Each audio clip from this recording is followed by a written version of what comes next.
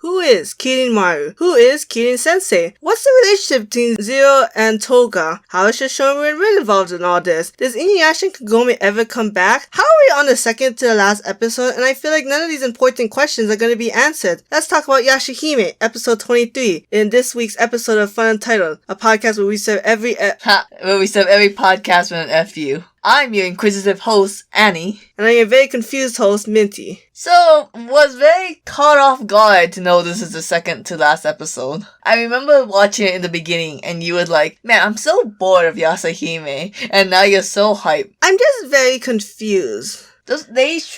Okay, do you think Yashahime shouldn't just drop 20 things on you all at once? Or do you think, No, I think Yashahime should have properly pasted itself. Yeah. To just like a little hint every week. Then some episodes maybe are more important, right? Like they give bigger hints. But I don't think they should be this whole like lay low then spike. Yeah. Then lay low spike. And it's like, what the fuck? So let's get into like each of the mysteries that has evolved now. Does Zero want her demon powers back? It started off as a no. Yes. Because she found it humiliating to get her tears back. And I guess it's because I think it was a weird full circle for her where like she made those tears when Toga died. Yeah. Now she's getting them back. The sight of his death. And it's like, I guess for her, maybe it feels like she's not sad anymore if she gets her tears back. Then at the end, it's like, yes, because she wants to kill the girls. And it's like, why did Kirin Maru have to defeat the girls in the first place? There's a lot of lying and falsehoods going on. Because the whole Shishomu's mom,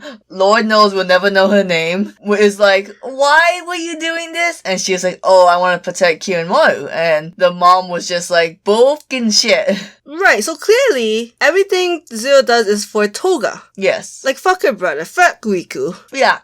It's so hard when you have so many mysteries and then you throw in an unreliable narrator. Zero? Yeah. So what? But there has to be some kind of relationship between the prophecy of the three princesses killing Kirin Maru and her relationship with Toga. Yeah, because it's so... Is she hoping to bring him back? What's happening? Right, like, and then Riku was able to use the ashes to fight, and it's like, what? And if anything, wouldn't the ashes protect his grandchildren, if anything?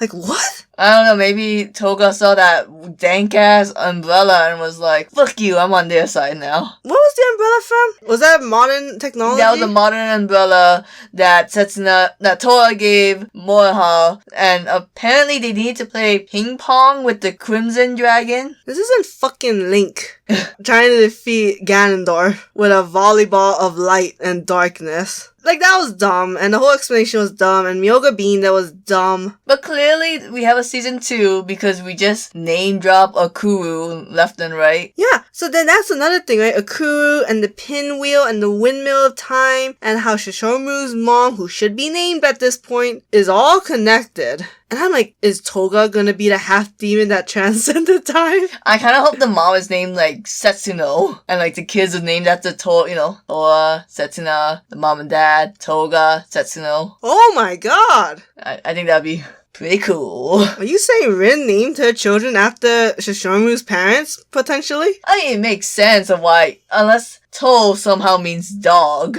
in Japan. Like, I don't know why. I wish those two looked more dog-like. Sometimes I wish that too, but they're so hot. Except Inuyasha. That human blood really fucked up that appearance. Inuyasha's mom was hot. I don't know Inuyasha is very hot. You fight me in the RB's parking lot. You fight me. I just want to talk. I mentioned the Tumblr poll, so anyone who says milk sucks, fight me in the parking lot. We'll see who bones last longer. And then the last episode, it was Totosai who was like, oh, the blood blade is awakened. And it's like, it has nothing to do with you, man. Okay. What the fuck was that? Clearly, I don't remember Shishomu having this blood blade power, but we didn't watch Inuyasha that, in depth. Shishomu doesn't have it, I don't think. He has the poison fangs, Inuyasha has the blood blades, and the Iron Reaver Soul Stealer. Oh yeah, blades of blood. Yeah. Oh my god. That's Inuyasha's thing. But okay, my thing is, clearly Setsuna needs to use the blood blade to sever the ties between Zoro and Rin. That's why Shishomu came and was like, why didn't you use your true blade? And she was like, I spit blood at her. What do you want from me, Dad? You didn't teach me nothing. That is another mystery. And then does Towa and Moroha have their own? I mean, Moroha can do the Iron Reaver Soul Stealer when she's Beniyasha. Look, they all have their own swords. Setsuna's the one who needs to get a new one. I don't know why we say blade and I assume sword. So, what is the connections? What is going on? I feel like we got like 20 chess pieces, and then you gotta put the strings to connect them. But you're like, alright, so Kirinmaru is really close with Shishomu's mom. Shishomu's mom is watching the Windmill of Time. We know Kirinmaru for a fact now is simultaneously living in the present, feudal era, and in the future. It almost feels like the time traveling is not the time part of the prophecy. And maybe it's this windmill of time. And for some reason, it's gonna be Towa and Setsuna who has the powers to activate this windmill, because it probably has something to do with Rin being stuck in the Tree of Ages and the pinwheel. Yeah. If you look at Akuru, he kind of has the same demon marking as Zero, so I don't know if that's related to Kirinmaru or not. Any demon can have those dumbass markings. Fair enough. I think. I'm trying to think. But what is the connection? Like, what is still missing? Is Sango gonna play a role now all of a sudden? Do they have to go find Inuyasha and Kagome at one point? Man, it's like, you gotta consider Trikio, and then Zero. Oh god, I forgot about Trikio. Oh yeah, Trikio. Is Rin gonna die and Shishomu's gonna cry and create another Black Pearl so that way they can get Inuyasha and Kagome back? That'd be hella weird. I think in season 2, we gotta have, like, Shishomu playing more of a hand at cultivating the Blood Blade. Yeah, what is the point of the Blood Blade? I mean, it's just like a natural progression of their lives, like they're hitting their puberty. Again, I think Shishomu wants her to use the Blood Blade to sever the ties between Zero and Rin, because the first thing Shishomu asked wasn't, why did you kill her? It was, why didn't you use your real blade? Does that have to do with the Dream Butterfly? Is that also connected into that severing of ties? I don't know, man. Like, that's another thing. Like, Kirinmaru made the Dream Butterfly, and I'm kind of like, wait, so are you both protecting Rin? Why is she tied to Zero? What the f is going on this day? I think Zero made the butterfly, because that's... No, she just did the spell. Toketsu 100% said that Kirinmaru made the butterfly. So Kirinmaru is protecting Rin, Setsuna, and kind of Towa? But Towa was gone, so he didn't really have to protect her. And you had that theory where he made the dream butterfly so that way Zero couldn't find them. Right, that's what I 100% believe if that's the case. So Kirinmaru wants to protect the girls. Zero wants Kirinmaru to kill the girls. Zero is not all seen because she didn't know that Riku was stealing the pearls. Zero is not a demon, but is also not human. Man, I don't... Because we don't know what Kirinmaru wants to do. He's never said, these girls are from the prophecy and here to kill me. He just kind of lets them do whatever. Also, they keep saying like, oh shit, the comet's coming, can't ignore it too often. And it's like, you have Kirinmaru, you have Shishomu. Shishomu and Inuyasha did it by themselves. I'm sure you could just do it, Shishomu and Kirinmaru. But the Grim Comet is not in the feudal era right now. It's only in the modern time. Yes. So Shishomu and Kirinmaru can't travel to the modern time. Is that why they need the windmill of time to get Shishomu to the present? Maybe? Because here's the thing. Kirinmaru is in the present, right? Assumingly, yes. They have Inuyasha and Kagome, yes? Yeah.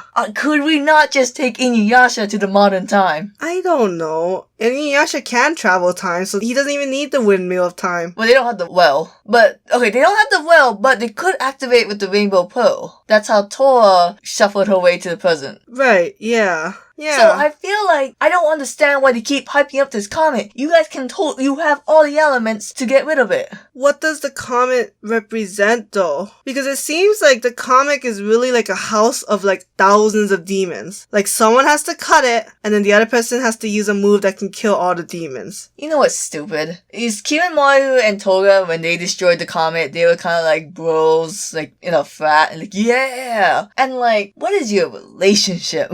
Like, you get together to destroy this comet and then you fight the other times? Were they rivals? They were kind of rivals because when Toga was like dying, Kirin was like, I'm not taking down my rival when he's down. Riku, make him a get well basket. Yeah, but it's like, it's not, because one was like the leader of the East, one was like the leader of the West. It wasn't, they weren't a rivalry where they were constantly trying to kill each other. It just felt like two dudes who were like high rankings and they're just rivals because they're not on the same team, but it's not like they're necessarily trying to one-up each other. They just kind of do their own thing. I think it's very interesting that Yashahime was like, hey, let's make Toga the main focal point of this entire series. Let's learn about him.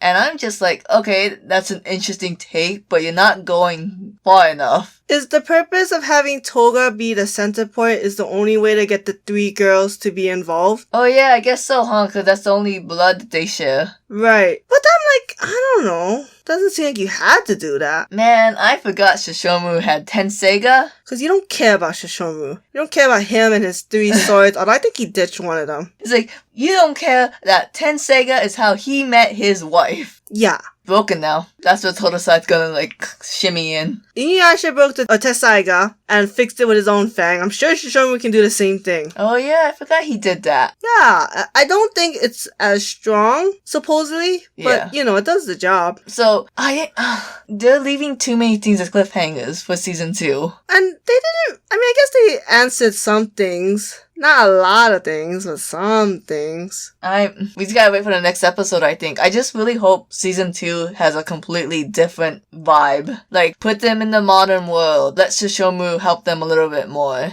I hope season 2 is the final season, so we don't have to go through this shit anymore. I hope Inuyasha and Kagome never comes back. I don't know about that. I thought we were just naming things we know won't happen. You don't know that. They could be dead for all you know. I jinxed it. Now They're dead. They are Schrodinger's cat. We'll never know till the next episode, the final episode of Yashahime Season 1.